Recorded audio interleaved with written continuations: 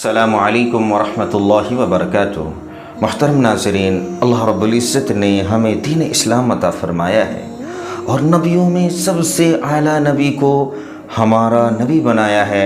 ہم سب کے نبی جناب محمد الرسول اللہ صلی اللہ علیہ وسلم کو ہماری رہبری کے لیے، رہنمائی کے لیے اللہ نے نبی بنا کر بھیجا۔ ہم سب کے نبی نے ہمیں بتایا ہے کہ محرم کے مہینے میں ہمیں کون سے کام کو کرنا ہے۔ ایک شخص اللہ کے رسول صلی اللہ علیہ وسلم کے پاس آیا۔ وہ شخص آ کر کہتا ہے، یا رسول اللہ، آپ رمضان کے بعد ہمیں کس مہینے کے روزے کا حکم فرمائیں گے؟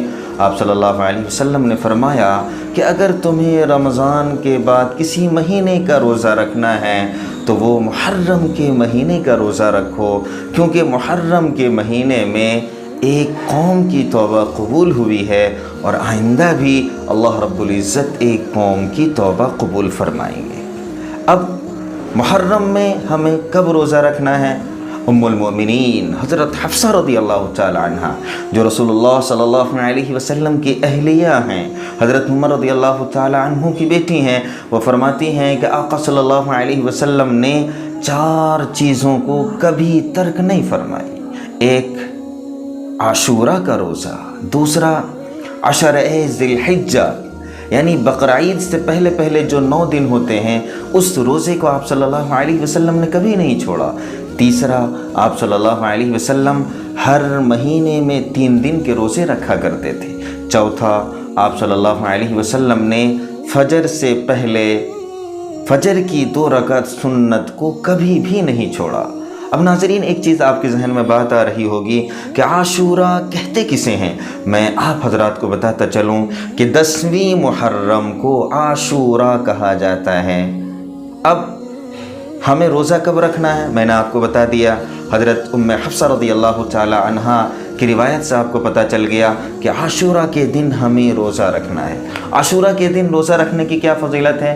آقا صلی اللہ علیہ وسلم نے ارشاد فرمایا کہ جو بھی شخص عاشوراء کا دن روزہ رکھے گا، اللہ رب العزت اس کے پچھلے 1 سال کے گناہوں کو معاف فرما دے گا۔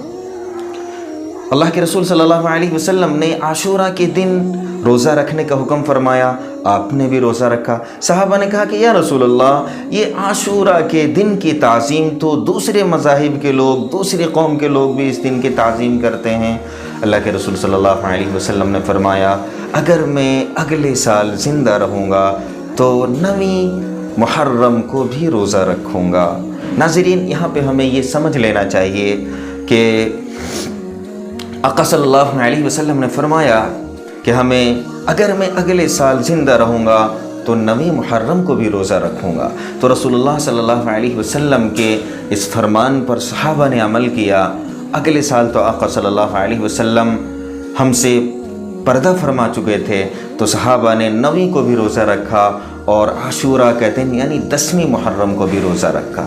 اب اگر کوئی بندہ چاہتا ہے کہ وہ 10ویں کو روزہ رکھے اور 11ویں کو رکھ سکتا ہے، 9ویں کو چاہے 10ویں کو چاہے 2 دن روزہ رکھنا ہے۔ ہاں، اگر کوئی آدمی معذور ہے، بہت زیادہ وہ بیمار رہتا ہے، بس اسے ایک ہی روزہ رکھنے کی استطاعت ہے، تو وہ صرف 10ویں محرم کو روزہ رکھ لے۔ اچھا ناظرین، کیوں یہ 9ویں اور 10ویں کو روزہ رکھنا ہے؟ کیونکہ دوسرے مذاہب کے لوگ بھی اس 10ویں عاشوراء کے دن کی تعظیم کرتے ہیں، تو آقا صلی اللہ علیہ وسلم نے ان سے مشابہت ہماری نہ ہو جائے، اس کی وجہ سے آپ صلی اللہ علیہ وسلم نے فرمایا کہ اگر اگلے سال میں زندہ رہوں گا تو 9ویں کا روزہ رکھوں گا، اور 9ویں اور 10ویں کا روزہ رکھنے میں کیا ہوگا کہ دوسری قوم سے ہماری مشابہت نہیں ہوگی۔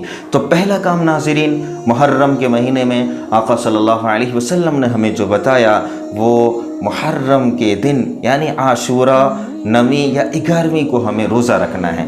دوسرا کام جو آقا صلی اللہ علیہ وسلم نے ہمیں بیان فرمایا ہے، ہمیں سکھایا ہے، وہ یہ کہ اللہ رب العزت نے جسے وسعت دی ہو، وہ شخص عاشوراء کے دن اپنے اہل و عیال پر وسعت کرے۔ اب وسعت کھانے کے اعتبار سے ہو سکتا ہے یا اور بھی دیگر کسی بھی چیزوں کے اعتبار سے، اگر آپ اپنے اہل و عیال پر وسعت کریں گے، آسانیاں کریں گے اپنے گھر والوں کے لیے، تو آقا صلی اللہ علیہ وسلم نے فرمایا اللہ رب العزت ایسے شخص کے لیے، ایسے لوگوں کے لیے سارا سال اس کے رزق میں اللہ رب العزت برکت عطا فرمائے گا۔